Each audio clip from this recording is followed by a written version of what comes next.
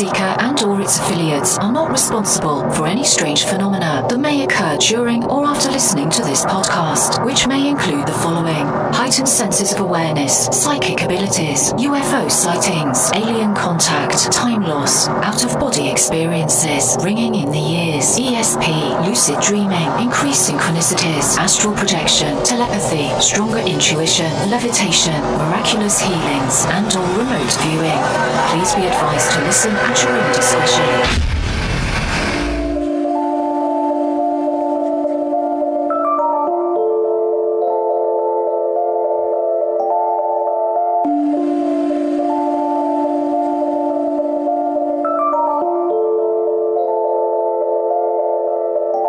Won't you come and take me away?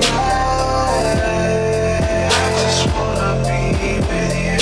Won't you come and take me away? To a place of more control, seas, faith to stand when I don't believe. I just wanna be with you. Won't you come and take me away? I just wanna be with you. Won't you come? You are now locked into the Truth Seeker podcast. Gargoyles, psychics, everything's ungodly. Dark Savage. Streaming live at truthseeker.com. She's not a Christian. Give it up, y'all. Your portal to the paranormal, esoteric, and all things spiritual. She's tampering in dark sided stuff. And now, your host, Truth Seeker. Yo, what's up, ladies and gentlemen? I'm your host, Truth Seeker. This is the Truth Seeker Podcast. Excited to be with you guys today. Got a good conversation scheduled. Got a good guest on today. We're going to be talking about some stuff about spirituality, aliens, UFOs, CE5 initiative, all of this good stuff. So yeah, we're going to get into some good conversation. Shout out to everybody holding us down right now live in the chat room, everybody watching live. So shout out to you guys. Shout out to everybody watching on the podcast end. And yeah, I want to stop here and just to say a quick thank you to everybody who enables me, my enablers, everybody who supports my work through Patreon. Literally, I don't just say this every time. Like, I literally could not do this without you. You know, I've gotten chastised in the past about like thanking the patrons every time. Like, you shouldn't thank them every time, and you're singling out the people who can't support you because you give shouts out to your patrons. Shout out to everybody, man. Shout out to everybody who shares my work, everybody who supports me, prays for me, lifts me up, sends me kind words, all that good stuff, man, encourages me. Shout out to everybody, but a big shout out to the patrons, because I couldn't do this without you guys, literally. If you want to support my work, head on over to patreon.com/truthseeker. There you get access to my entire discography, 10 plus albums. You get new music before it's released. As I'm working on the music, I release it and put it straight up to Patreon.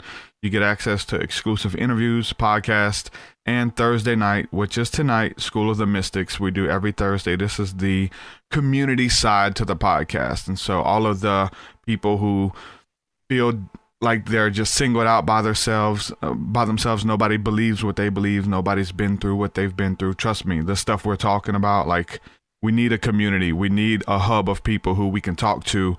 Simply, I built it because when I was going through an awakening experience and experiencing things I had nobody to talk to in the church realm, I would call in the podcast. I would try to be a part of something that others were doing just to kind of get a frame of reference about what I was experiencing, man. So this community aspect goes a long way.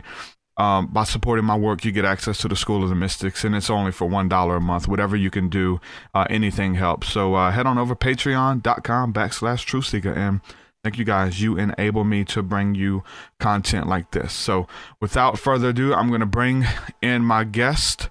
This is Tyler Westan, a hip-hop artist, experiencer, researcher. Talk about supporting the music and sharing the music out there. You said you found my work and who I am, my podcast, all of this stuff through someone sharing one of my music videos on Facebook, and you found it, looked it up, and then sent me a message, and here we are. You do something similar. You do esoteric, spiritual hip hop, I guess. I don't know how you would frame it. It's kind of a new genre in itself, so there's really no frame of reference for it. So talk a little bit about what you do, man, and what you bring to the table, brother, and thanks for coming on. Yeah, no, I definitely appreciate you having me on. And I came across your work. I think it was a video that was shared and just came across my timeline. So I was instantly interested because you were talking about astral projection and working it into your music and spirituality and really seriously talking about it. And I think that's a direction where I feel like it needs to go. Hip hop needs to go into to kind of break into that field. But for me, my background, it started with music and spirituality really in Atlanta. I went to the Art Institute of Atlanta for a couple of years, studied music there. And one of the projects there was to come up with a video, a movie on our own. And so I just kind of came up with the idea spontaneously of a dream. So what if we filmed it like somebody had a dream, and in the dream they were living in an apartment and they went across the hall and looked in their neighbor's house, and we looked around their neighbor's house and just were looking at everything in the dream and noticed something that was really particular, like a painting that was really stood out. And they woke up the next morning and actually went to that person's apartment across the hall, knocked on the door, see if they can come in, and actually saw that painting. And so I kind of threw that idea out there to the class as one of the ideas, because we were looking for a group project to collaborate on, and nobody really got it. Nobody really understood what it was about. So afterwards, the teacher kind of pulled me aside and said, "Hey, I liked your idea. Have you ever heard of astral projection or lucid dreaming?" And I said, "No, but that sounds really cool." So I was like instantly like interested. I was like, wow, that sounds like cool. So I went home and research it and really, almost became obsessed with it for the next couple months and tried to practice it. Got to a couple of the stages, but it was interesting in reading about it and then going through the experiences of itself. So that kind of started my journey on the spiritual journey. And then I was also doing music at the time, and nobody really was going in that direction of creating music about the spiritual experience or going through that level of like psychic phenomenon, or really talking like a deep spiritual level. Everything was kind of like a more materialistic type of rapping. Yeah. So, I just wanted to kind of bring a different aspect and a different feel to it. And I hadn't really heard anything for years until I came across something like the work that you've been doing. So that's kind of where my music background was, and moved to North Carolina about 5 years ago, and really got into. So you would say that my music inspired you to create something like that? Like I was the first model you've seen that inspired you to? No, I probably created it. I only have known about your work for maybe a month. Or so. It was, really, since I reached out to you, the first day that I reached out was the day that a couple months ago was the actual day that I learned about your music, because I was like, wow, this is cool. I gotta hit this guy up. So it was something organically. What's that? So it was something organically that you were working on music as well. Oh yeah. Okay, I've been working on my project, which it's I tried to label it as just an album. It's like a concept hip hop experimental album. So, and I've been working on it for probably 7 years, 8 years. Yeah. Yeah. And it's what it is it's basically a story. And I want it to be like, I'm trying to make it so that the beginning correlates with every song. So every song goes back to back and it makes sense for all the way to the end. So it's sort of like a storyline, but it still keeps with the music. So it tells a story. And that story is that I had a dream in which I come back through time in the dream and tell myself. So I kind of come back I meet myself in the dream, and I come back through time and tell myself that I have to create this album, The Astral, to change the world, to save the world, basically. And so I wake up and I'm left with this dream, and then I have to create this album to lift, consciousness. You know what I'm saying? So in a way, I'm trying to make it, make the thought and the idea real by making this album. But it's just taking me a lot of time because people it's tough to like explain a lot of it. People don't really understand a lot of the concepts like quantum stuff and astral projection, time travel. If me and you can have a conversation like that, but if somebody even in hip hop listens to it, they just don't understand where I'm trying to go with it. So it's gotta like, you have to teach people about a little bit about psychic phenomenon, parapsychology. And that's where I'm trying to bridge right now is bridging that, the coolness factor of everything with this science factor that's kind of plain and dull and nothing's really going on. Well, it kind of works hand in hand, man. And that's what I'm seeing with my podcast for sure.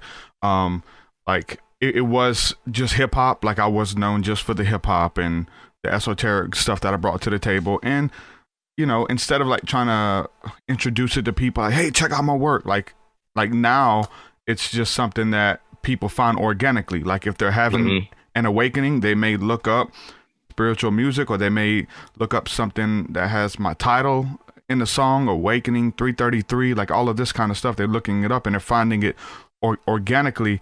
So, and then on the other aspect now of introducing the podcast and being consistent with that, of having a following just for the music, now there's all these people who listen to the podcast because it covers the same subject matter.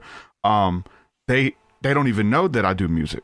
So therefore, most of them are instantly fans of the music. They're like, oh, you do music? And then I feel like I do it pretty good too. So when they hear it, it's good quality stuff. So it works vice versa. The people who like the music, they want to get a deeper understanding of the music, a deeper understanding of me, of spirituality. So they get into the podcast and they kind of complement each other, which is really cool.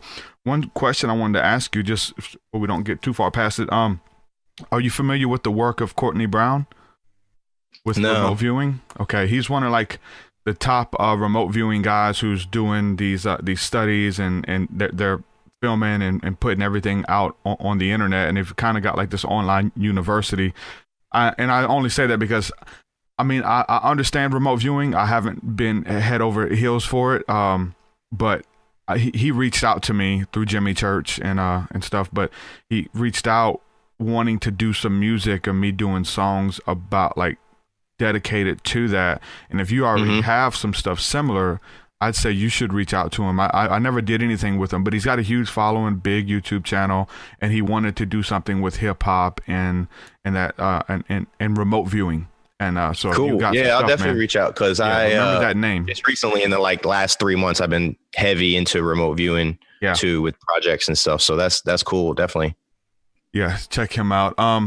So as far as you said, you before I cut you off a while ago, you were talking about you moved to North Carolina, and was there something that changed and how I got involved really in like parapsychology. So I've been involved or interested in astral projection, and everybody is interested in spiritual development, but for me, I think I was interested more in a deeper level on like making discoveries and like and scientific discoveries and stuff like that, and promoting that. And I just was confused as to why all these phenomenon and experiences were happening with people, and it wasn't seen as mainstream, as accepted as in mainstream. So it confused me. So I wanted to find the missing link there of why it wasn't accepted yet. And so, one of the first places that I researched and found out about was the Rhine Research Center, which is in Durham, North Carolina, and was one of the oldest center for parapsychology and library in the United States. And, basically this guy, J.B. Rhine, started the whole field of parapsychology, which is like studying psychic phenomenon. Yeah. And so his research center split away from Duke University and kind of went independently, nonprofit.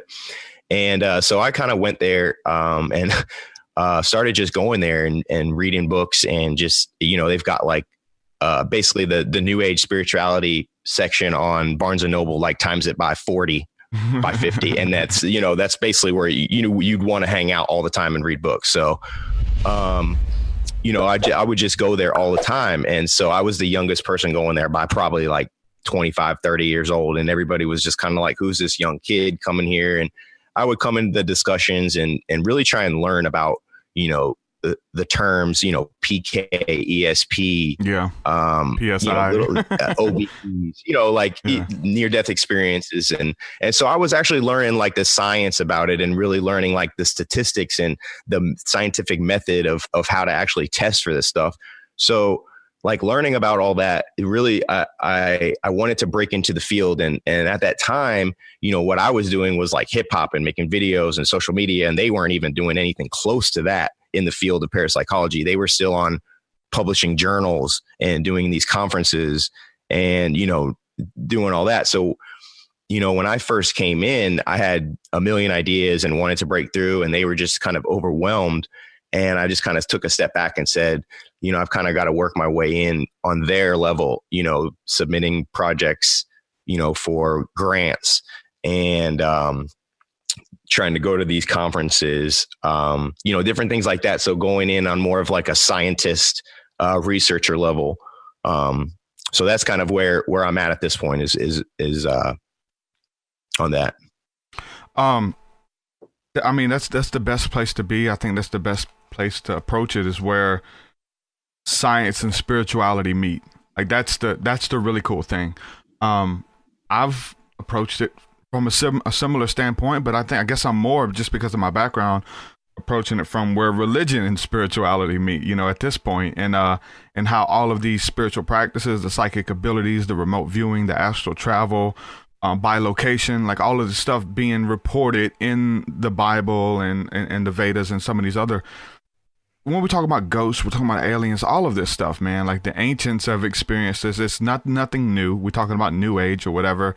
People in the religious community use that as like a bad word. Oh, you're just New Age. It's something new and made up, and something that's in the movies. But really, this is something really old. So to have these different studies, man, of where they're studying remote viewing. Courtney Brown, shout out to him, man, what he's doing, and they're like going in, drawing pictures, what they see. I mean, I think, as far as like the success rate for what he's doing, I'm not really sure, but they are doing the work. Like they're literally like training and going in and seeing what it's about. I mean, I think that probably for you, definitely for me, most people in spirituality, when you first get into it, you want to know for yourself. It's like we see the stuff on TV, we hear the people doing the lectures and all of this grandiose stuff. We watch the documentaries, but we want to know for ourselves that this stuff is real, which I guess can kind of bridge the gap between UFOs, ufology, CE5 contact, aliens, and stuff like that, because we've watched Stephen Greer, we've watched James Gilliland, David Wilcock. These names were big for me early on, but I wanted to know for myself. So that cool thing with the CE5 contacted a fifth con, not to where they contact you, like contacted a fourth con, but you contact them. It's the new level.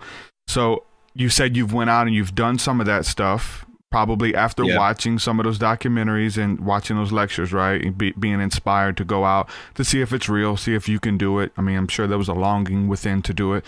You did it, and you said you was able to film some stuff, and you actually had some pretty powerful encounters out there, right? You want to talk a little bit about that? Yeah.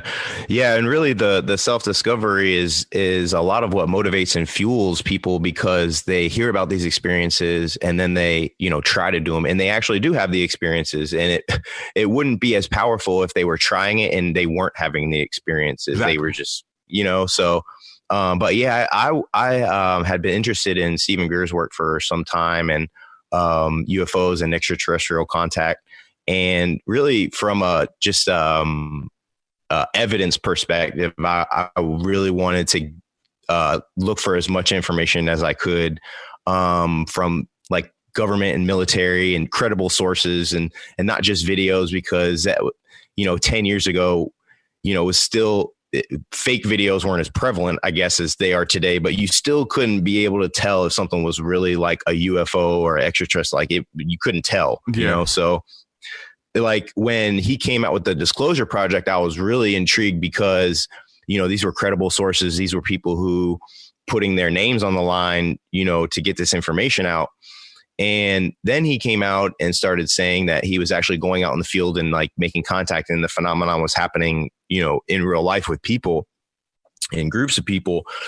So, I started researching that and learned about the app. So I downloaded the app and I've been using it, for years. I don't know about this. There's a CE5 app. Yeah. Oh, So wow. he's got an app, and it's been around. I actually have wrote them and to try and make improvements to the app, and they've fixed the app a couple of times on the improvements that I've suggested. But so it's only like $8, actually a pretty good price. But you go out in the field with the app, and it plays the crop circle tones, and you go through the whole meditation process. But so I've been out a couple of times just by myself, and there hasn't really been any type of phenomenon happen. And it's only it's interesting when I go out with other people that the phenomenon happen. Crazy thing for me is that it's the opposite, man. Really? Yeah. Yeah. I guess because I've had a lot of time. Like I would spend 3-4 hours out there by myself, versus when you go with people, a lot of them get antsy and they're ready to leave, and that just messes with the whole vibe, Yeah. See, when I usually go out with people, I don't really have the intention to go out beforehand. It's usually like group of people are out late at night, or like we're just out, and just kind of like, hey, we're in a nice spot. This would be a good place to do it. You want to try it? Okay. That's kind of like more of like, it's less of like planned, because I think like if you plan it, there's a little bit more of like pressure, and like people get anxious, and like there's feelings of like there's nothing happening. What if something doesn't happen? If it's more spontaneous. Yeah, like if something doesn't happen, there's no big buildup, So if you're just like, hey man, you want to try it, and they're just like, yeah, sure, whatever. There's no real expectation there. They're not like having some big thought that's going to happen. So a lot of the times I would just kind of do that spur of the moment and spontaneously. And as soon as I would it's funny, like as soon as I would turn it on, and it would be like within like 20 seconds, something would happen. Either like shooting stars would go or lights would start blinking. But there was one instance where I went out with my brother for the first time in Massachusetts, and it was a really clear night. And my brother is really interested in UFOs, and I'd been telling him about the app, so we had never tried it. So we went out one night, and we were just kind of out this secluded area right near this beach. And I said, hey, man, you want to try it? And couldn't have been about a minute and a half in where he asked me, what exactly are we looking for? And literally, as soon as he said that thought, a light popped up in the sky, and we both looked at the light and said, wow, man, that's cool. So what I did was I grabbed my phone, and he started filming on his phone. And what I did was grab my phone, and I started with the flashlight. So I got a flashlight, and I flashed it twice, and it flashed back twice at me. The light did in the sky. And that kind of like just took it to a whole nother level. And so I tried it again. So as this light's also moving from kind of like side to side in the sky. Solid light, but it's definitely brighter than anything was out there. And so after it flashed us twice, after I flashed it again 2 times, and again it flashed back twice. So to me, this some kind of communication was going on there that and again, nothing. This was kind of like just a spontaneous plan. So I had not been planning to do this at this spot. And so we didn't know that anything was in that location. So, it was really interesting that just popped up and happened. And after that, it just kind of disappeared into the air.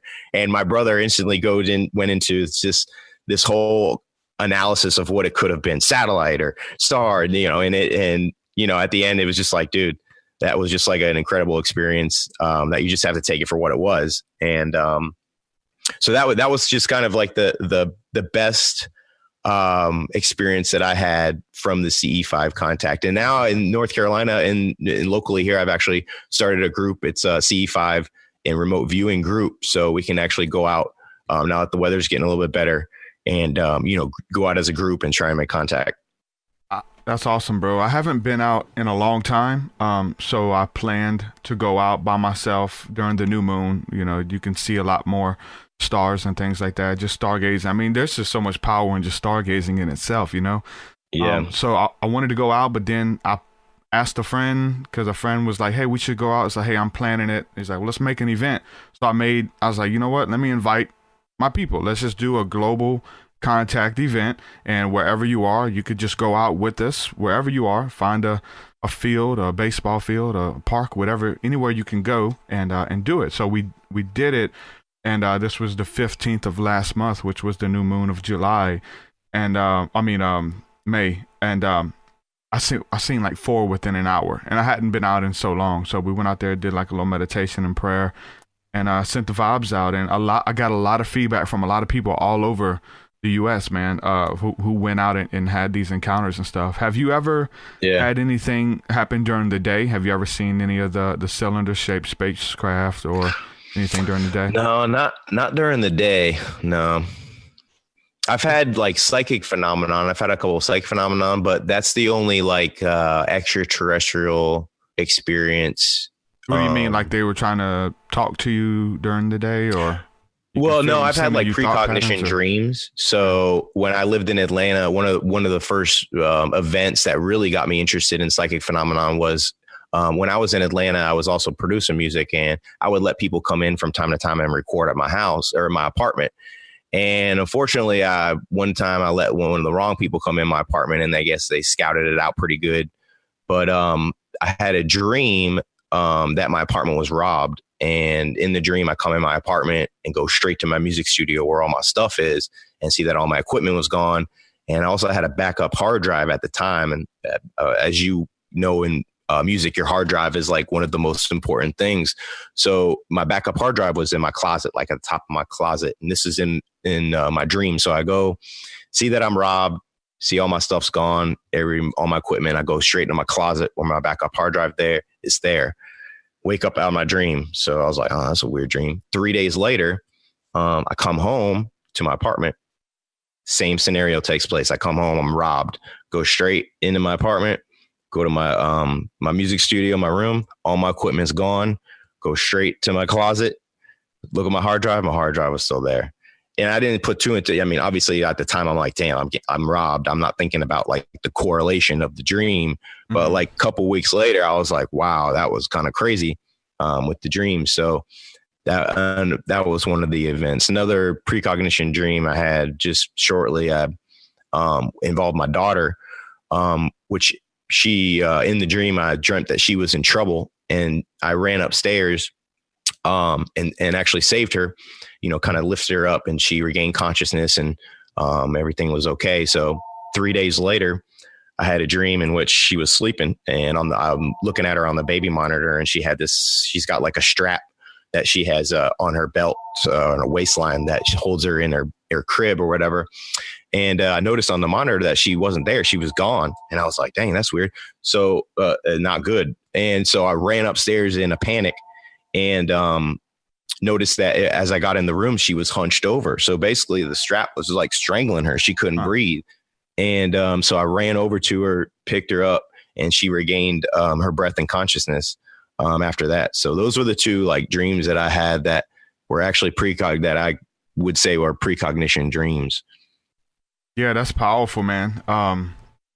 There's so much stuff that goes on when we're asleep. We're able to receive information. We're traveling places. I don't claim to understand it, and I kind of scoff at the people who do. It's really hard to kind of grasp and figure out what exactly. Okay, when you sleep, you're traveling to another realm, or you're going to the real world.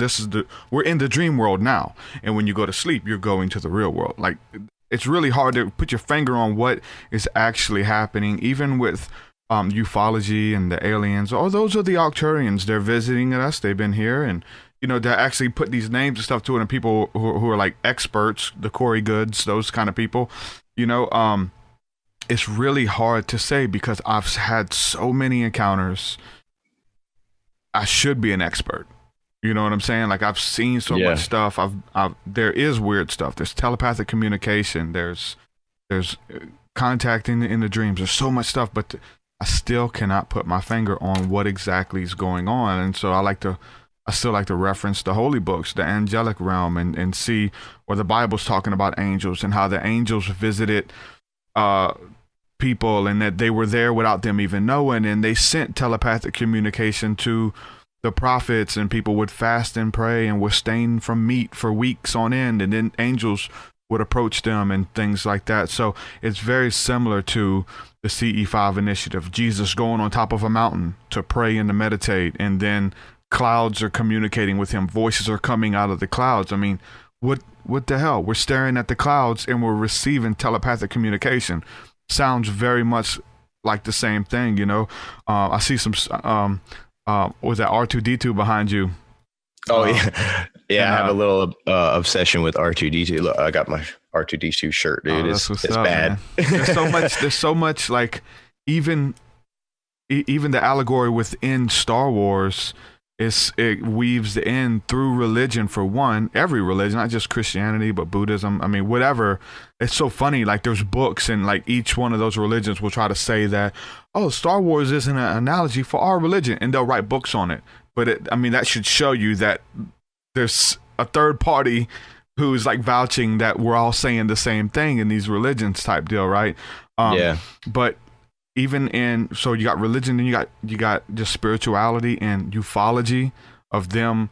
I mean, the spacecraft, all of this kind of Star Wars, like literally Star Wars. And Edgar Casey talks about the Battle of Armageddon being fought in outer space.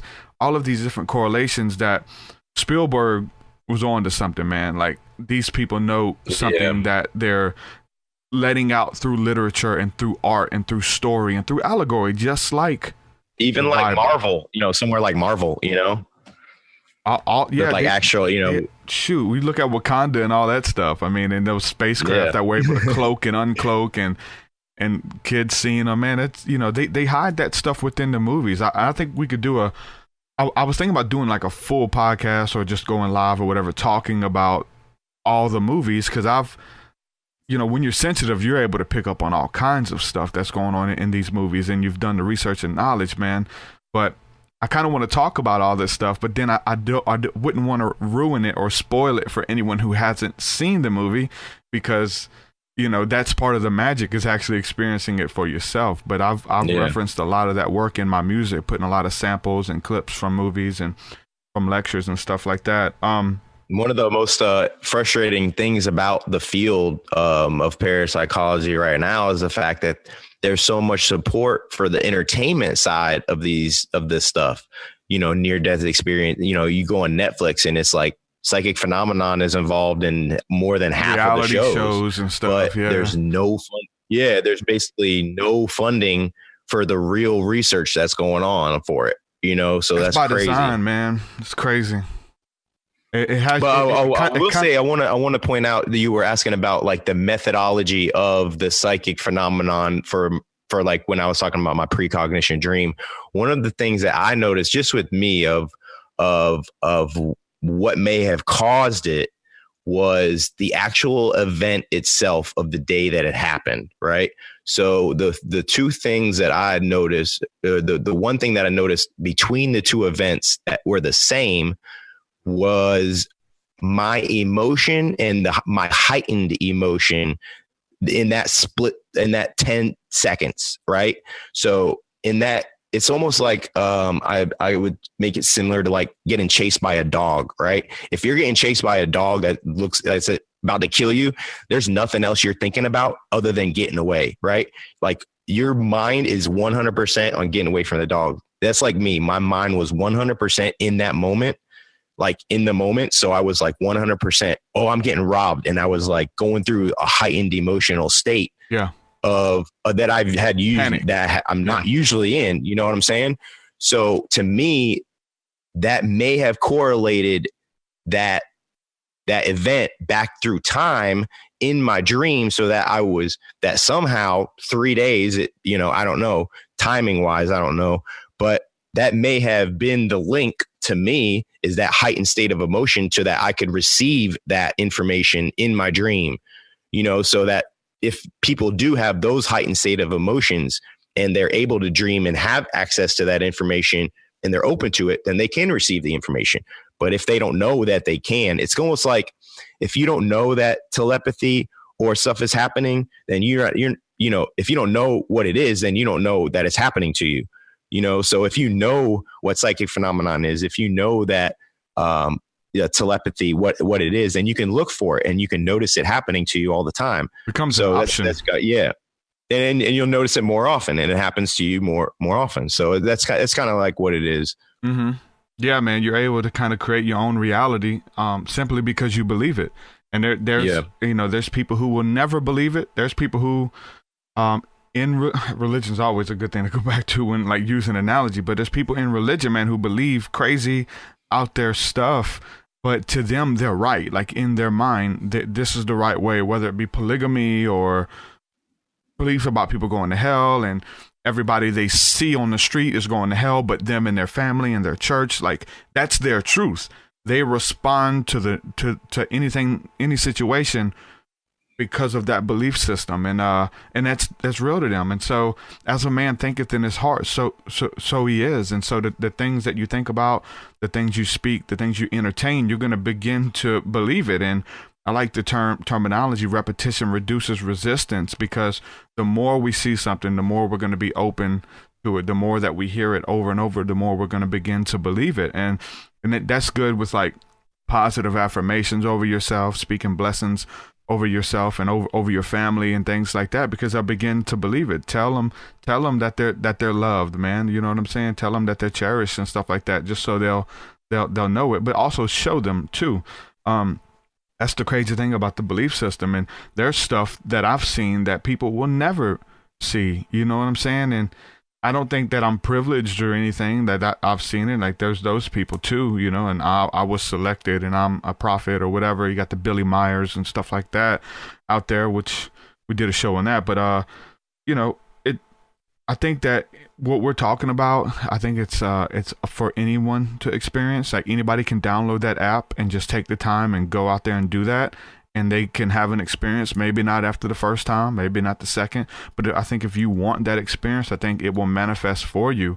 And the reality in which we live, I think we're creating it, man. Like whatever you believe is real for you. Like I don't, I think it is relative, man. I think fairies exist. I think that gnomes exist, and whatever. And if people give themselves enough time over discovering whether they exist or because they believe it exists and it manifests, like it literally shows up to them because they believe it. I mean, like you're saying, your friend with like the whole UFO thing, you start seeing them, but then you start explaining it away. It's good to explain it away at first, because I've been out there with people, every plane is a UFO. You know what I'm saying? And like, nah, you want it to be real, but let's make sure that what we're seeing is something that we can explain. And then you have the encounter. So with fairies, with gnomes, with astral projection, with reading thoughts and reading minds, and like all of that's real if you can believe it, whatever it is. I've experienced that in my own life, and there's been tons of placebo effects. I think that like the supernatural in religion, with like faith healers and Reiki healing and believing that you're going to be healed, and people get healed. Like it's deep. If you can believe it, you can receive it. Like in the world, they say, if I can see it, then I believe it. If you show me, I'll believe it. Like that's one way to look at it. But the way people of faith in the spiritual community, it's like, if we believe it, then we'll receive it, whatever it is. If I'm going to be made well, if this is going to happen, if these doors are going to open it, I'm going to believe it, and I'm going to manifest it by my thoughts and then by speaking it and creating it, and then I'll receive it and see it. Yeah. I see a lot of people online too that, they'll give their take on how they feel their how they feel, what their reason is for them being, in existence or whatever. And they'll try to convince other people to try and think their way, instead of just telling it like it is, and telling it how they feel, and just provide the information and let people decide for themselves. There's a lot of just trying to convince people, and to get people to think how they think, instead of just providing the information. That's why I really respect people who are just like, here's the information, take it for what it is, do with it what you must. I'm not trying to convince anybody. I have a problem with know-it-alls these days. I try to approach it without an agenda, and I'm sensitive to it because I've come from religion where you had an agenda to win every conversation, to convince people that you were right and they were wrong on anything that your beliefs differed in, whatever it was. You find out where they're wrong, and then you work on trying to win them over to your realm of thinking. Like, it was really weird, and now that I look back at it, it's dirty. I don't like it at all. So I'm sensitive to that now. So the know-it-alls, whether they're in religion or whether they're in ufology, I question it. You know, that's their truth. That's what's real for them.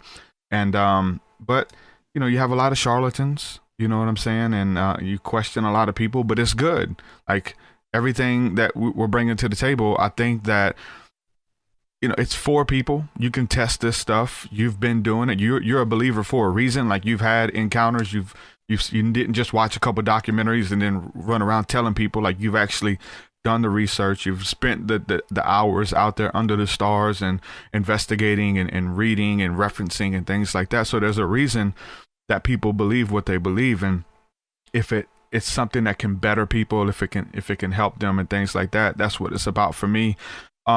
We talk about UFOs, we talk about ufology. You know, there's I talk about that I approach it without an agenda, but I think that would be somewhat of a lie. I'm open, but there is some agenda, because there's cringe and triggers. You know what I'm saying?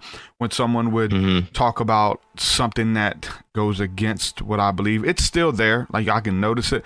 Like, if we're talking about the abduction phenomena, like, a lot of people hate what we're talking about now because they're really sold on the abduction stuff that, in my truth and my experience, was happening a long time ago, or those stories came out a long time ago. I haven't met anyone.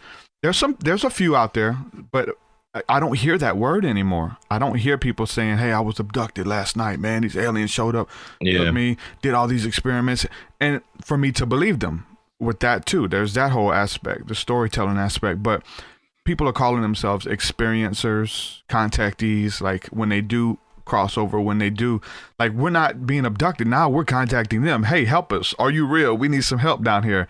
Like, that's kind of what's going on now. What would you say as far as, like, the abduction scenarios? Is it something that's phased out? Did it ever happen? Is that something you have to be careful of with doing a CE5? Because you go out there, you signaling craft, you're meditating, and then you get abducted. They take you, they do experiments on you, never bring you home. Like, those are the fears I had watching all the movies and stuff when I was a kid. But that's not my truth, though. You know, what's your experience with that? Yeah.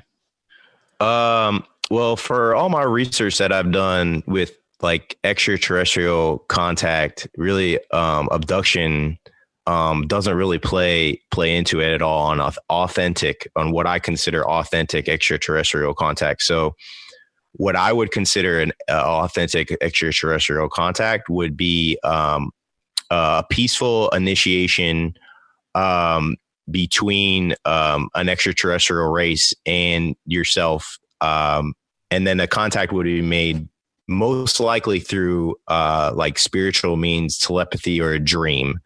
And so you're not actually, for my research, there's very rarely you actually physically touch another extraterrestrial. You know what I'm saying? So maybe your spirit or your astral body interacts with them, but like your physical body is very rarely, have I researched, is actually like being worked on. You know what I'm saying? Like, there's actual, like, prods and devices going inside of you. Like, I very rarely have read about authentic extraterrestrial experiences like that.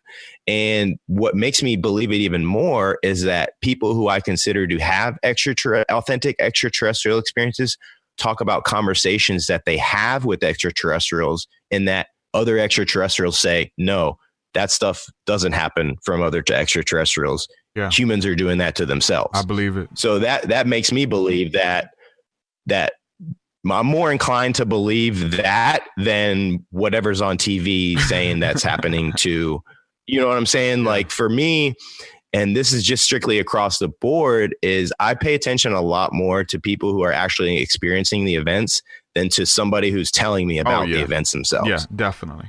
You know, so like I instantly want to go to the source of where it's happening, and I want to find out about the information from there. I don't want to find out about somebody who's read a report on it and then wants to tell me about what actually happened. Fire in the sky. You know what I'm saying? Yeah. So I mean, somebody's So- mentioning in the comment section Travis Walton, Fire in the Sky, which was probably the movie that done the worst damage on me about being afraid of aliens as a kid or trying to stargaze or whatever, because I seen that movie. But then we see what Travis Walton's doing now. He sold them his story, and then they totally took it and changed it and reworded it and made it into a horror movie. When he's like, no, I think the reason they picked me up on that craft or whatever was because I got too close to the plasma ship and the energy hit me when it took off, and it hurt me.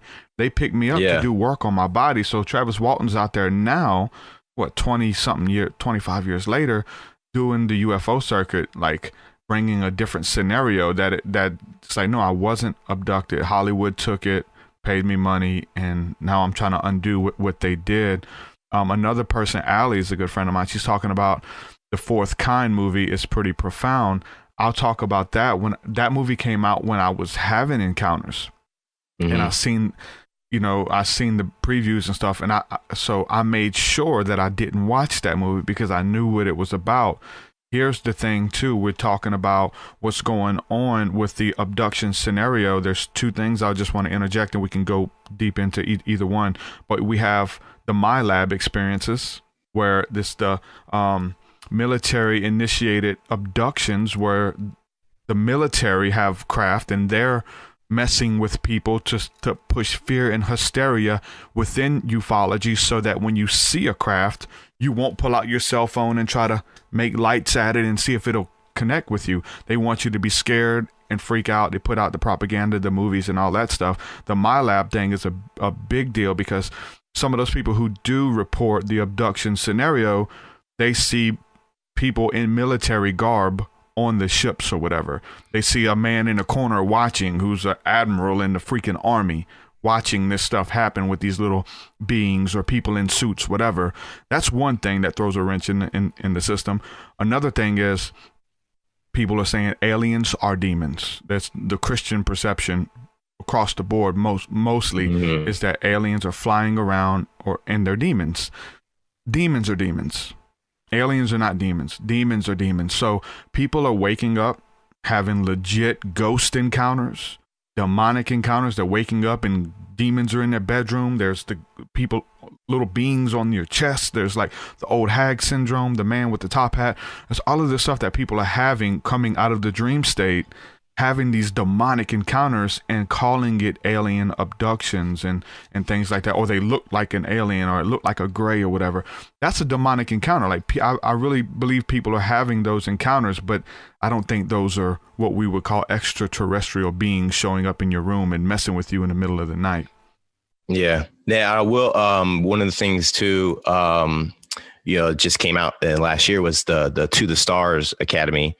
And I think for me, when it first came out, I was really excited and I was hopeful. Me too. But the more I looked into it, and the more that I just kept finding out about the information, I'm worried about it, because of the fact that what I'm hearing is that they're perceiving extraterrestrials as a threat. Yeah. And they're basically going towards that direction. It seems like is that they're identifying extraterrestrials as a threat. And, on the surface, that might not worry somebody. But if you would study Stephen Greer and what he was talking about in the, the false flag events for extraterrestrials, and that the government basically, or that there's a section trying to get the mainstream media to think that extraterrestrials would be a threat, and that we would have to essentially get the military out into space, to deal with them. So after reading that from Stephen Greer, even before all the To the Stars came out, once the To the Stars went in that direction of identifying threats, the UFOs, and I started to get worried about is he leading in that direction right into the false flag thing that Stephen Greer was talking about.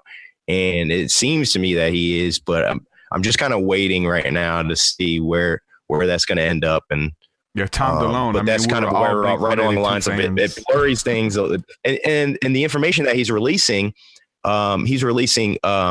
nonfiction books. Yeah. So he's coming out with the information in a different approach. So he's kind of giving people a different perspective of it. So I don't know. We'll wait and see. But yeah, it's muddying the waters a little bit. Yeah, it really is. Like I said, we're all Blink 182 fans. When I seen that he was coming out, look, I've sent them several emails about either coming on the show or working with them at the beginning. And then I'm seeing what they're bringing out now. It's like, oh, this is something totally different. They made it seem like it was going to be something beautiful and let's make contact. And this is how you back engineer ships and all this. One of the first cool stuff, you know. One of the first things that I got really excited about was they were talking about a platform for UFO identifications in your area. So you would basically log on and be able to see, you know, oh, somebody just saw a UFO, and you get like a notification on your email, be like, bam, 3 miles from where you're at, somebody just saw it. Take cover. And you can go there. Yeah. So, but like you can link up with people, you know, like that's one thing that the ET contact CE5 that Stephen Greer had is he had a little network website where you can go on and see in your area people who have the app, and you can kind of link up and see their emails. And that's kind of how I got the CE5 and remote viewing group together. I went on the website and just in my area hit up about 50 people and said, hey guys, I'm going to start up this remote viewing group. Anybody interested? Like within 24 hours, like 30 people hit me back and we're like, yeah, let's do it. You know? So, you know, it's just kind of getting out there and getting together with people who are like-minded, and interested in what you're doing and getting the right information around. Let me ask you something about this, man. This is something, and I don't know if you have much. I'm sure you've come across it. I get it. I get it like crazy.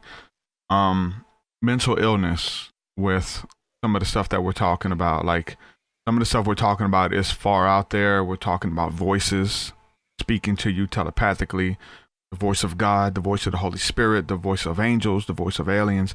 Being able to be in tune with other beings, other realms. We're talking about vortexes,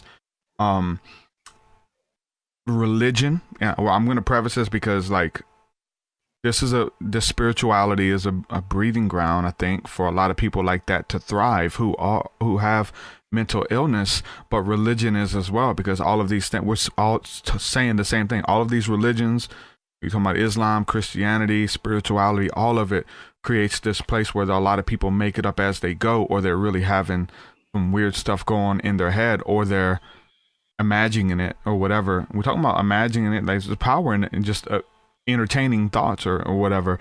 I get like an overwhelming amount of messages, and it's very discouraging. I know I'm like a symbol of hope for these people, somebody who understands them, because we're talking about far out stuff. It gets overwhelming, man. Like it hasn't stopped. Like it's getting worse. Like, you know, people, they're like, yeah, I talk to aliens too, bro. You know, and just, but most of these people don't make sense. They can hardly formulate sentences. They talk about weird. You don't know if they're telling the truth. You hope that they are. You hope that they're not just making it up or whatever. It's very hard, man. Have you, and I get a lot of it. Like a lot. It's getting very weird at this point. And I contemplated just getting off of social media. You know what I'm saying? Because the majority of my inboxes are from people who are mentally ill. And spirituality is a breeding ground and a place that's okay for it. Hey, I'm fine here. Yeah, I was a king in Egypt, you know, and like, were you really? You know, a lot of this crazy stuff, and they believe it. So we were talking about earlier, in their mind, they really were. So they're going to walk around looking at life and like we're a king from Egypt and all kind of crazy. That's just tip of the iceberg. My mother reincarnated, contacting me through Facebook Messenger, all kind of weird stuff. People thinking that they're my wife, like that they're supposed to be my wife. The Illuminati told them that they were to marry me, and I got married to the wrong woman. Like a lot of weird stuff, and I'm not okay with it, man. I don't want to promote it either. Like I know my stuff is a breeding ground for that. They feel comfortable talking to me. I want to give some type of help and healing, whether it's through relationship with God. I believe that's something that's powerful for somebody to receive healing. But to get the proper help that they need, have you ran into anybody who kind of makes it up as they go, or you kind of feel like they may be off their rocker a little bit? It's going to come. If you continue to grow, it's definitely going to come. Have you experienced anything like that yet? Well, they've got a couple of groups at the research center. That's like a psychic experience group where people can come and, talk about their experiences and really open up about it. And there's definitely been some interesting stories. And, I just try and stay really like grounded in what I know and the information that I have. And for me, it always just comes back to, do you have evidence or can I experience it myself? Those are the two things that if you're telling me about all this stuff, it really doesn't help me at all unless you have evidence or I can experience it myself. You can tell me all you want, but I can't really believe it, or I can't really even come to think about it happening. Comment on it. Unless one of those two things are going to happen. So yeah, and you mentioned religion, and my wife's very Christian, and so we have a lot of conversations, and I go to church just to get that perspective of that too, and it's something that we deal with and that we converse about all the time because she's interested in what I'm doing. And there's things about Christianity that I'm interested in, specifically Jesus and just the life of Jesus I'm interested in. But there's, I think that when you talk about like mental illness and when people seem a little bit off, is that maybe they just don't have the right upbringing that has gotten them to the mental stability that they need in this society. So they can't really deal with all this information being thrown at them, and they just kind of latch on to something that might not be real, but to them it feels good and it makes sense to them. So they just kind of just go with it, and sometimes you make a decision and you're kind of stuck with it. So some people made a certain vote on their politician and they're stuck with it, and they kind of just have to ride out with who they did. So that's kind of like, with some of the people who might just say outlandish things and outrageous things, you just kind of have to take it for what it is, and until they can actually, bring to the table any kind of evidence or something that they can prove. I think so too. I think, what I'm saying, my heart goes out to the children or the people who are young kids, man, like myself, and I just see myself in a lot of people.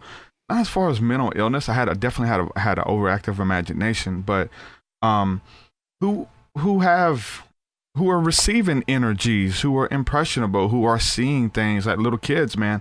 And if they're vocal about it, like they have a drug for that. They have Ritalin, they have, whether we're talking about starseeds or whatever, there's a lot of stuff going on with the kids who are being born here, and they have pills and stuff that silence the voices or silence the alien contact or connected with God or seeing angels or whatever, or the supernatural abilities, you know what I'm saying, or the weird thoughts that they're getting. So my heart goes out to a lot of those people because they're putting them on medications and stuff of something in ancient culture they would prepare them for life, or they would say, okay, this person has ancestors contacting them, this child, let's train them up in a way that they can understand it, not be overwhelmed, and be okay, versus putting them on Ritalin or some type of mind-altering drug that'll just turn them into a zombie. So my heart goes out to the children that are doing that, and I think I'm dealing with a lot of those kids now who are adults, you know what I'm saying, who have been on, most of them tell me, hey, I'm on medication, or I'm not taking my prescribed medication. What would you say? And it's like, I'm not here to give doctor advice or medical advice or whatever, but they look at you as someone that they can talk to. But it's not just spirituality. It would be okay just to say that, in the spiritual realm, you were creating a bed for these people and a safe environment for them to thrive or whatever. But trust me, they're in religion too, man. These are the type of people who will strap a bomb to themselves and run into a building. You know what I'm saying? Because they believe that they're like mentally ill to do that. Those same type of breeding ground can go on anywhere, man. But so that's why I try, like, at the end of the day, talk about stuff, whether it is a CE5 contact. There's things like in that helps me. be a better person, my belief in the supernatural, my belief in the Bible of angelic realm, that there's a angelic assistance, that there's a God out there who cares about me. Like all of this stuff that we're talking about, spirituality, proves the Bible. The Bible is full of spiritual stories and spiritual abilities that Jesus, the disciples, and those who follow that teaching will walk in. And what we're talking about, remote viewing by location, that's all in there. Healing, faith, angelic contact, being led by a voice in the wilderness, and seeing starships. All of this stuff is in there.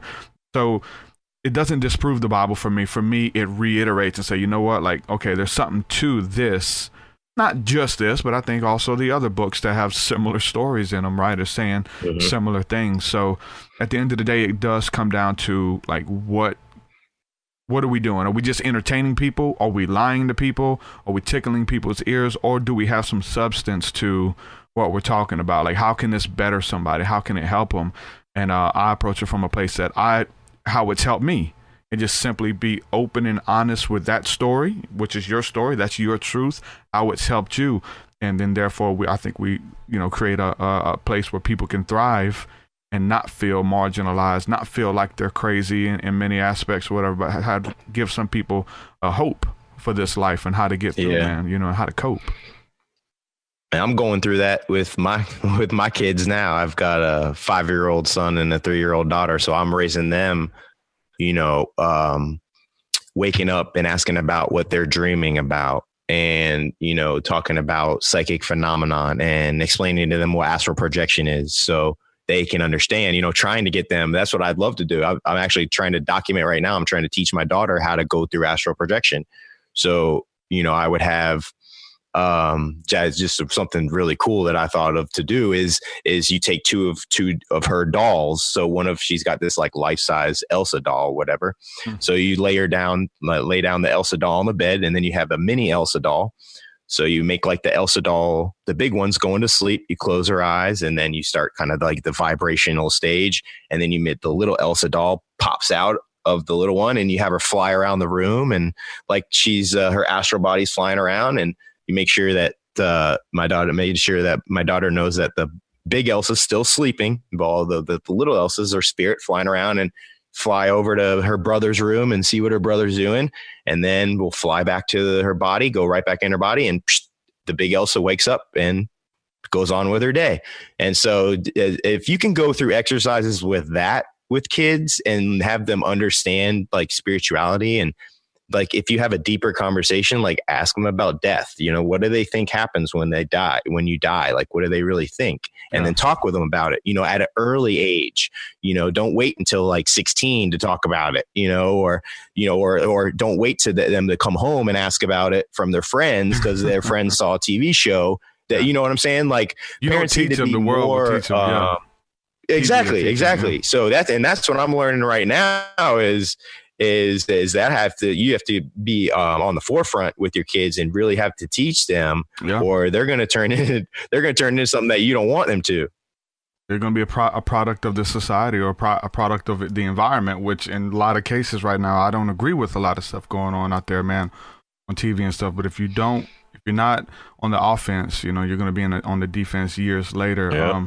Man, I remember when I was a kid, I was just thinking about this probably yesterday. It's funny you mentioned death or whatever, but I was just thinking about it like yesterday, the first time that we had a babysitter who was watching us, and it was just a friend of the family, an older guy. He was watching me and my sister. We had to be like 5, 4, 5, 6. We was really young, and we was watching I Love Lucy, and we was watching it, and it was in black and white on TV, and that's not about where's she at, or is there gonna be new shows or something? He said, no, she's dead. What? How'd she die? Oh, she had a heart attack or something. It's like, oh, that sucks. It's like, told us about death, and everybody has to die one day. It's like, what? Like this concept of you're just this little innocent kid. Yeah. Everybody dies one day. What? You're gonna die? We're not gonna exist anymore? What happens when you die? I don't know. Nobody knows. You just don't exist. It's just black. It's like, we was like panicking, like hyperventilating. Just when a little child finally tries to, think about death for the first time. I'm a little playful kid enjoying life, and then come to the notion that it's going to come to an end one day. It was scary. We panicked. Yeah. Crying, screaming almost like, It was insane. But, so therefore it's good to have this discussion because we can talk to other people besides the babysitter about what happens I think when we like, die, and in like religion, religion, like with my kids, what I say is they'll tell you, but they won't explain it. Like they'll tell you when you die, you go to heaven. But, like if I ask my kid, what happens when you die? He'll say you go to heaven. But and then I'll say, what does that mean? Yeah. He doesn't know what that means, So I think that if things were explained a little bit better, instead of just giving them something to say, like an automated response, like they don't understand exactly what happens what that looks at like death at this point. So you kind of have to explain it like at an easier, simpler way so that they can. We're going to return back to energy. That's just something that. Yeah, I know, because we think that we're going to look like this. We're going to look like our physical selves, and we're going to be with our family and friends up in heaven and look the same way and stuff. But from research and from people who have had near-death experiences, encounters, and the scriptures even say that we're going to be as the angels are, which they're fire, man. They're they can take on the appearance of men as at will, but their energy, man, they're light. That's what we're like, light within these earth suits, man, that we have. We're essentially like as above, so below. You would see like an astronaut would go into outer space and he had to put on a special suit so he can move around. And so for us to exist down here on the earth, it's almost the same way. We're these light beings. We have to put on a suit so that we can exist here and move around as well. Maybe because of, the density of the air or the atmosphere, that we can't exist or be seen here. So we have to slow down time and all kind of stuff. And so here we are having these encounters. And I believe that we're connected in heavenly places. I think that we are going to go back to energy, that we're all, but it's a conscious energy. I think we're going to be consciously aware of each other and of our life and of our experiences, and that we are going to exist out there as well. As above, so below. It's a mirror image, man. I really believe it. So what was the first thing for you as a kid? We're talking about your kids. We're talking about CE5 contact. Like, what was the first thing that kind of got you into it as a kid? Was it the movies? Was it supernatural encounters? Like, or was it something new? Did it come later in life? I think it was this. My mom told me a story when I was really young about when my grandmother passed away, and I was really close with my grandmother, and I might have been like 6 or 7 at the time. I'm not sure how old I was, but my mom told me about the story of when she passed away, the day of the funeral. And she said she was driving away in the car, and she silently to herself kind of said goodbye to her mom. And as she said that, 3 streetlights went out as soon as she did that. And she knew at that time that was her mom saying goodbye back. So that was the very first comment, or very first thing that got me interested. And it's funny, ever since then, I'll have streetlights go out very often. And your mind goes right back around to me. that. So it's one of the things. Yeah. So it's kind of something that just kind of sticks with me. And just kind of the very first event that just kind of has stuck with me throughout my life. What about aliens and UFOs? What was the earliest stuff with that? Well, I mean, I've researched it a lot, and other than the CE5, I've never really had any type of like experiences. I'm just trying to think of maybe any other ones. Any movies, any and other stuff that gave you a preconceived notion about what they are, like from a kid? No, I've never really watched any movies that have really kind of inspired me in terms of like spiritual type of things. I know that like the first documentary, like when I first saw Loose Change, that kind of spurred a little bit. Oh yeah. When somebody kind of went off and did their own thing and found out their own information and presented it by themselves. I definitely respected that. And I would like to do something like that. And I think like one of the main things that I think is missing in like psychic phenomenon and why it hasn't been accepted in the mainstream is just like the marketing aspect of it. Like nobody has really come in, and I think there's a big opportunity for somebody or just people in general to just come in and to take advantage and financially too, to come in and to just grab a hold of the whole field and promote it. And because there's really no marketing in the actual science of it. So I'm talking more of like the scientific part of it, because it really won't be accepted until science accepts it. And right now we're kind of in this like quantum type of stage where, all this spiritual stuff is being explained by quantum mechanics. Mm-hmm. And so all these spiritual terms are in essence going to be replaced by these scientific terms is what looks like it's going to be happening. And it's going to be hard to explain it to people with these scientific terms and all this scientific stuff, but the bridge has to be made somewhere. And so that's kind of where then you as well, you're bridging it from the spirituality to the science so that everybody can watch it and understand what's going on and take that next level into consciousness. Yeah, I think everything helps, man. I think that every little bit that we're doing, to whether it's reducing the fear, Travis Walton undoing the work that he originally did and having a change of heart and really understanding what happened, every little bit helps. And so the movies that are coming out, I mean, there's people love spiritual movies, the psychological thrillers, the supernatural thrillers at that, scary movies, which there are not too many good ones out anymore, but when we were kids, there were tons. So there is a market for it, and there is that was a big thing for me though, the movies and stuff that got me into, witchcraft and the occult early on. I was the movie The Craft, you know what I'm saying? Like watching that movie religiously. Somebody mentioned watching E.T. in the comments here. Watching E.T. The earliest memories of an alien or a monster or whatever. And then the whole thing with the movie The Craft with the witchcraft or E.T. is that these are monsters that might, or abilities or realms that might actually exist. Like there might be aliens out there. You may be visited one day by an alien. If you do the right rituals and get into it, you may be able to experience what those women experience in the movie The Craft. Like these type of things that opened me up. So we see the power of entertainment, the power of music. I mean, we just look at a generation lost out there, power of music and the dumbing down of a society and the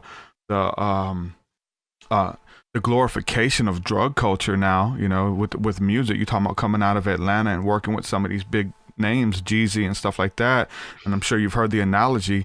You had where we come from, all the rappers were bragging about being drug dealers. Mm-hmm. And now the rappers are bragging about being drug users. You know what I'm saying? They're naming themselves after drugs. Lil Xan, Molly Percocet, like all of this stuff in the music, and that stuff's like thriving now, and it's hurting. It really is harming people, man. So that's why, like, if we bring something to the table, what I'm doing or what you're doing with the music aspect of it as well, music is so powerful. And if we can find the right avenue and do it good, do it with excellence and rival the production quality, but then again, you're talking about the marketing of it. Like there's not a huge budget on it. And thank God that it's something organically, and that people who are undergoing awakening across the globe, they're organically finding what we're talking about, and the right people are here. It's different for me from like religion, because I had to proselytize and knock on your door. Hey, have you heard about the good news of Christ or whatever? Now I just do a video about the good news of Christ, and people who are supposed to find it, like they're going to find it, or the good news of a CE5 contact or a psychedelic journey. And people who are looking for the stuff organically with the internet now, they're going to find it. And so the community, you kind of find your tribe and you find your people, and you put that vibe out there and be open about your story. Like if we wasn't talking about this, these people in the chat wouldn't be here. The people who are impacted by our work and feel loved and feel a part of a community, they would, be displaced or try to find others who is being open with their story that's similar, or giving them some type of answers by just being open with your story. You know what I'm saying? And you're helping people by just being open. You're not doing nothing, no parlor tricks. We're not trying to convince you at all. We're not trying to make nothing up. We're just trying to get to the bottom of it together and be open and honest with our experiences. And that right there is like where I've seen the most power at. Like people are being impacted because we're just being honest, you know? Yeah, for sure.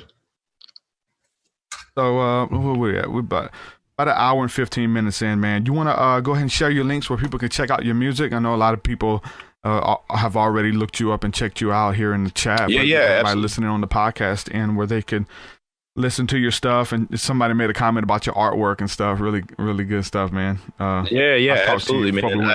That looks really good.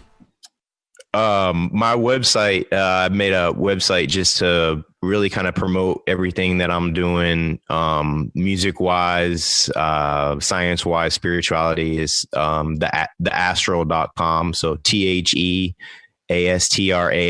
theastral.com. So that's really my main website. I do some marketing too.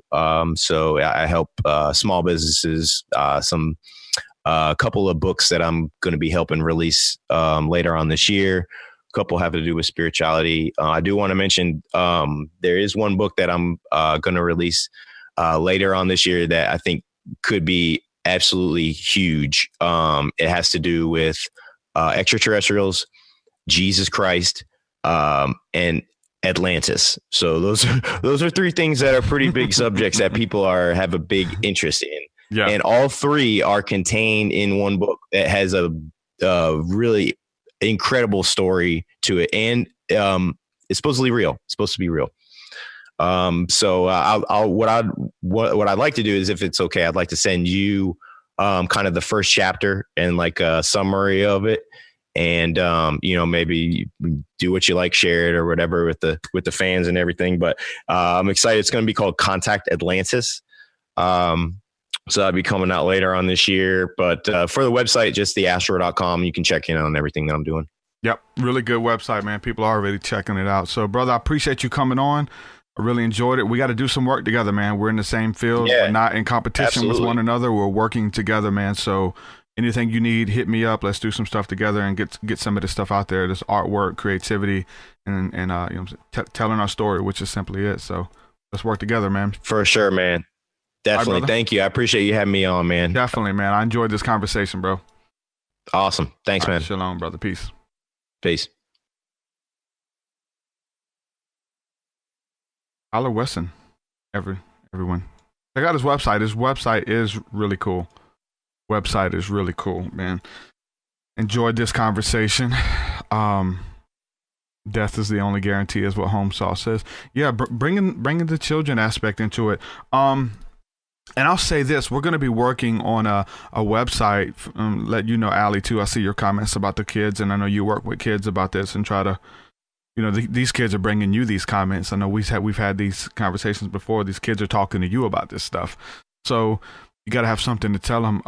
Working on a website with Tarek Bibi, which is Indigo Prophet.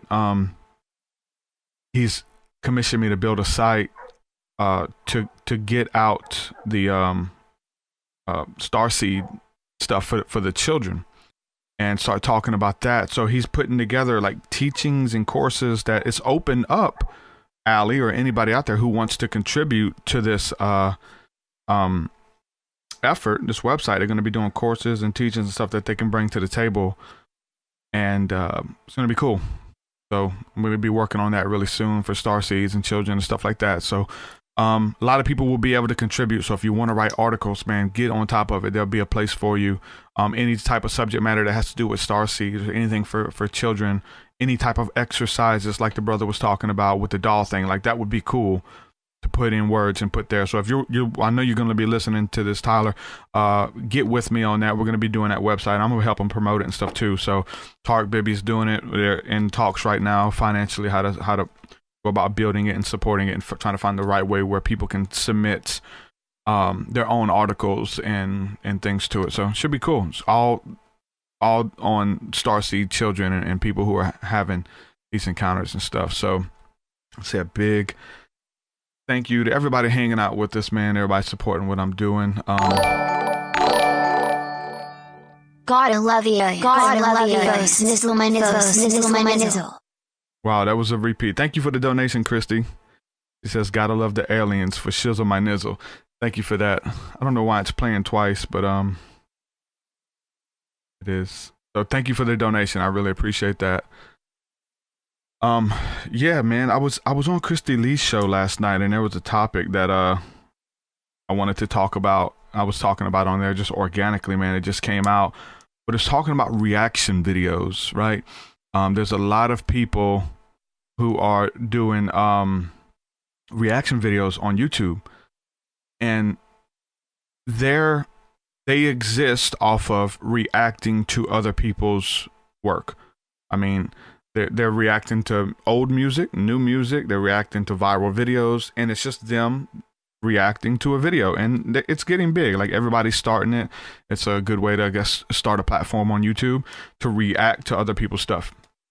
And so they got a video of them watching a video and doing their response, and it's this really epic thumbnails of like, everybody just looking crazy or whatever, to make you want to click it. So there's reaction videos that are really big right now. And so it came to my attention that a lot of people out there in the church realm, like in ministry, they have reaction ministries, that you don't bring anything original to the table. You and your ministry and what you're doing exist off of reacting to what someone else does. You're not creating anything. Reaction videos would be fun. I would like to do them, but I would rather create something, bring something to the table, birth something that didn't exist until I put my hands on it, right? And so the whole reaction ministries, man, is just all these people out there who they only respond to what other people are doing. Whether they, I did the video yesterday about Benny Hinn and all that. That was a snippet that I put out, and a lot of people have Benny Hinn exposed ministries, or they're just reacting to what they don't like. And I'm coming from a place of like where I used to do that as well. Like, I was known for what I don't like, and I would be very vocal about false doctrine and how to expose these lies of doctrine, and how to stay away from Benny Hinn and Creflo Dollar and TD Jakes and this kind of stuff. And so I was kind of known for being that guy who exposed you by doing the work of God. But this is a reaction ministry. And I remember, man, hearing the voice of the Lord speak to me years ago when I was in that place of like, look, you want to combat false doctrine, you want to combat wrong teaching and false prophets and stuff. The best way to do it, essentially the only way to do it, is to teach it the right way. If these people are teaching tithing wrong, if these people are teaching giving wrong and things like that, or doctrine about anything that you don't agree with, you believe is false, it's not to be known for calling their names out and pointing them out, but simply teach it the right way, because you're going to be known for what you're against rather than what you're for. And you have a whole ministry where that's what you'll be doing. And we see a lot of that going on in Christendom, where people have reaction ministries. You don't create anything. You don't create music. You react to music. You don't create music videos. You react to music videos. And they're doing it. You don't create ministry. You don't create teaching. You don't create videos about what you're for. You create videos about what you're against. And you're reacting to everything that goes on out there. So that was a revelation I went off on Christy Lee's podcast. But I kind of wanted to bring that up, man, because it's pretty deep, of having a reaction video. They're always like on the defense. There is no offense. They're not going out there, taking the land, creating something, birthing something, whatever it is. So I just want to encourage you guys to do that, man. Make sure that y'all are bringing something beautiful to the table and not just reacting to the things that you don't agree with and believe in. So that's something I wanted to speak on. Yeah, other than that, man, it was a really good episode. I enjoyed it. Tom DeLonge he's talking about To the Stars Academy. This is Tom DeLonge from the band Blink-182. So talking about him. So he come out with the To the Stars Academy, and you thought that he was going to be coming out with some cool creative stuff. They said they wanted to be the Disney of ufology. I was like, hey, that sounds cool. I'm in ufology. I do songs about this. I tried to reach out to him, but I'm to find out like what they're doing is something totally different. So that Binary says that is awesome. Do you want to be remembered for what you're against or what you're for? Yep. You were just reacting to everybody's stuff. What you're against. You're against this. against that. And yep. So yeah, thank you guys for hanging out with me. I really enjoyed this episode. Thank you guys for the donations and stuff, Christy. If you want to support my work, if you want to help keep me on the air, just Patreon's the best way to do that. I mean, even for like doing a full-time podcast, being a full-time musician, there's not a lot of money in this music. Like, I'm not selling like crazy albums. Most people download your stuff for free or just listen to it on YouTube, and you make pennies off of that. So there's not a lot of money at all. So the best model to support your favorite artist is really through Patreon. Patreon is really cool, man, to be able to lock down content specifically for people. And if you want to do that, head on over to patreon.com/truthseeker. Get access to all the cool stuff that I mentioned. My full discography, 10 plus albums, man. Like 10 plus albums and all the new music. You become a patron, you get access to all that. So, like, you know, however much that is worth, you know, $150, whatever. If you was to buy all those albums, you get access to all of it for $5 a month or whatever. So it, you know, take 2 years for you to be able to pay that off or whatever. So $5 a month would be way better than just a one-time gift of whatever. So Patreon is really cool. Thank you guys for supporting my work. Binary says I've bought all of them. Alias says I've never resonated with To the Stars Academy. Why would you trust X3 three-letter agency cohorts? Yeah, I don't either, man. Like, I guess I got excited right when it came out because Tom DeLonge was in it, you know, and I know the power of art. I know the power of music. He had his Angels and Airwaves band and stuff that I think they talked a little bit about, that kind of stuff. But there's a lot of music out there now that talks about what we're talking about here. There's a lot of songs, and we didn't talk about it, but there's a lot of bands who may have just touch on some of this stuff. But that's all they do. They just touch. There's not like everybody. It's not like every song is about this or they tackle the subject matter. They may do one song or even put a few lyrics here and there and sprinkle it through the music. I don't know why. Maybe they think they're doing good. But if we look at somebody like B.O.B. and stuff, he's very much into the conspiracy conversation. But it'd be really cool to hear these guys do a lot of stuff about it. I mean, a lot. B.O.B. does some of it, like Joey Badass, he does some stuff, and Tech Nine, like all of these people have just done a little bit about conspiracies or spirituality, or they just sprinkle stuff in there. But I love it when I'm able to hear somebody who would produce albums on top of albums about this kind of stuff and really go into depth about detail about spirituality and spiritual practice. Where we have Conspirituality, the group, hats off, love those guys. Conspirituality, you got the Lost Children of Babylon, myself, you have Tyler. I mean, you know, and it's about doing it well, you know, people who are bringing this stuff to the table and using the impact and power of media and of entertainment and using it for a good reason. That's something too we can address too, because I put that video out about, you know, is Benny Hinn and Joel Osteen, Creflo Dollar, are they false prophets? And someone said, I think that anybody who makes a profit off of the word of God is a false prophet. Profit is what they said. And they're doing it for false prophets. I've been on like every spectrum of this, of studying and of belief and stuff, and I'm one who is supported by people who believe in what I do. So when you break it down, it's like this: like there's people who believe that there's people out there who are doing bad stuff, right? There's drug dealers, there's sex traffickers, there's people promoting porn, people who kill, steal, rob for money, and they get paid. They get commissioned to do this stuff. They make a living doing wickedness, doing evil stuff. They make a good living doing wickedness. So why not the people who are trying to promote righteousness? Why can't they get paid?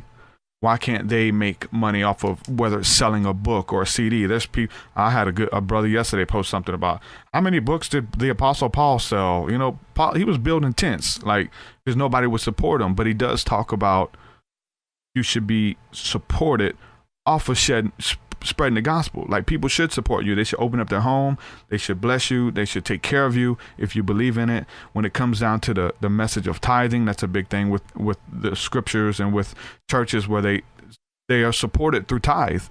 And so tithe in itself and supporting someone is not a bad thing. Like, it's really a good model to 10% of your earnings to give to something that you believe in. Where your treasure is, there your heart will be also. Or where your heart is, there your treasure lies. So whatever you believe in, you're going to spend your money on. Don't tell me you care about kids in Africa who are going hungry. My heart just hurts for them. No, if your heart hurts for the kids dying in Africa who are hungry, you're going to get with a program or get with missionaries who are actually over there putting feet on the ground, feeding people. If your heart really hurts for them, like where you spend your money, where you put your hard-earned money shows what you believe in. All of us, we can't lie about it. Oh, I care for the homeless. My heart hurts for the homeless. I wish they can eat. It doesn't cost a lot of money to feed the homeless. There's certain. I remember, man, we would go out on like Wednesdays. They had a special at Sonic fast food restaurant. 25-cent hamburgers. 25-cent hamburgers. We would go out there and we'd buy 50 hamburgers and just find random homeless people around the city and just feed them, man, and hug them. Hey, man, God wanted me to tell you He loves you. He hasn't forgot about you, man. You're hungry. Here you go. Just something little, like where your treasure is, your money is where your heart is. So don't. It talks about faith without works. It says faith without works is dead. You can tell somebody, and the Bible clearly paints this picture of you bidding someone farewell or wishing that hey man, I'll be praying for you that you get somebody to fix that car for you, and you got the money to fix this person's car, or you got the intellect and the know-how to do it, and you don't do it. Hey man, I hope you make it. I hope you succeed. Well, let me show you how to succeed. Let me show you what's working for me. Let me freely give as freely as I have received. So when it comes to money, if you believe in something, you'll support it with tithing again. If you believe in a church building, if you have a congregation or a ministry or something you believe in, you'll spend money. And it's not about, it's different when they try to twist your arm into giving or beg you to give or teach you, tell you that if you don't give, God will take it. Like, I've been a part of ministries like that. Like, they tell you if you don't tithe and give your 10%, that belongs to God, and God will take that money from you. And then that's demonic, straight demonic. I've been in there. Like, I've been in those churches where we had to write down how much we owed God because we couldn't tithe. Like, man, owe God $600. We got to pay it back. And it's like, should we erase it? What do we do? And then so therefore it produces this mindset of when calamity happens, you're looking for calamity to happen. That is crazy for you to be a believer and go around expecting bad things to happen to you. And they will give you examples, man. They'll tell you that your car will break down, your washing machine will stop working. So we're like, man, they're like, he's an angry mobster. Like, God was a mobster. Like, hey, man, you got my money? Shake you down, pat you down. Hey, where my money at, man? Give me my money. I'm telling you guys, like, well-meaning to do churches, beautiful congregations taught this stuff. And it wasn't just singled out. I've been to a lot of churches who taught that. That's scary, man. And that's demonic. So, but tithing in general is a good principle, man. But when people take it to those extremes, man, it gets crazy. Say like, you're not going to be blessed until you, like, your tithe is what you owe God. You won't be blessed until you go above the tithe. Praise God. You have to go above the tithe. So you give your 10%, but that's just what you owe God. That's the baseline. But you have to, when you go above your tithe and give an offering, then God will bless you.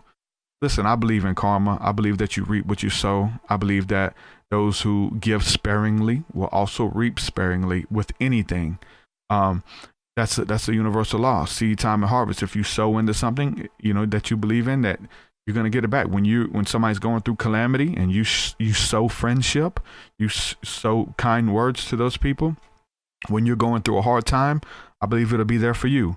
You're looking for support. We've talked about this. You're looking for support. You want people to support your ministry.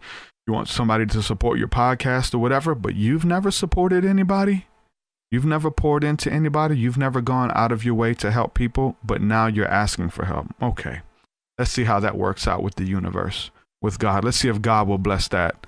And so That's what it's about, man. It's about whatever you want for your life. Bless other people with it.